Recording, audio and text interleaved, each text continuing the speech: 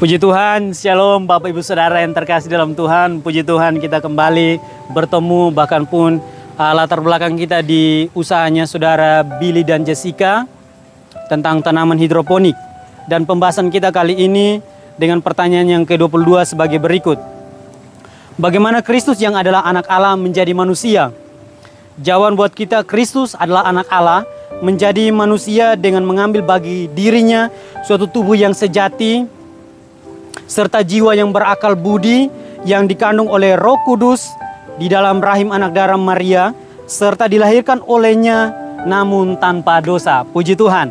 Ayat yang menjadi pembahasan kita atau pokok di dalam Ibrani pasal 2 ayat 14. Karena anak-anak itu adalah anak-anak dari darah dan daging, maka ia juga menjadi sama dengan mereka dan mendapat bagian dalam keadaan mereka.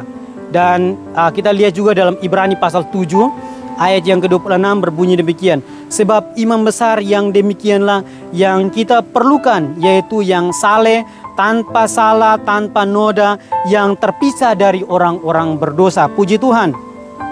Bapak Ibu Saudara, melalui ayat-ayat ini maka kita diarahkan untuk belajar beberapa pandangan tentang kelahiran Yesus Kristus dari anak darah. Yang pertama, pandangan dari Gereja Katolik Roma. Mereka lebih menekankan tentang anak darah atau Bunda Maria daripada kelahiran Yesus Kristus. Tetapi ada pandangan lain atau pandangan Alkitab yang lebih menekankan kelahiran Yesus Kristus daripada Maria. Dan mari Bapak Ibu Saudara, kita akan melihat doktrin yang benar tentang kelahiran Yesus Kristus dari anak darah. Yang pertama Bapak Ibu Saudara, karena hanya melalui mujizat Yesus Kristus dapat dilahirkan dengan natur manusia sejati tanpa dosa. Puji Tuhan. Jadi Bapak Ibu Saudara, kita sungguh sangat bersyukur karena Yesus Kristus adalah anak Allah, bahkan pun dia juga adalah manusia yang sejati. Ini lebih mengajarkan kepada kita supaya kita harus percaya betul tentang kelahiran Yesus Kristus, ada kelahiran yang sempurna. Dan yang berikut Bapak Ibu Saudara, itu dikerjakan oleh karya Roh Kudus, dikandung oleh Roh Kudus, dan bukan karena kebijaksanaan oleh Maria dalam menjaga kandungan itu Bapak Ibu Saudara. Karena Gereja Katolik Roma mereka lebih menekankan tentang kebijaksanaan Maria itu sendiri.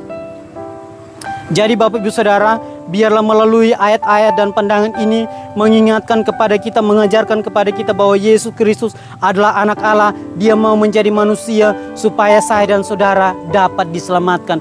Percaya kepada Yesus Kristus memperoleh hidup yang kekal.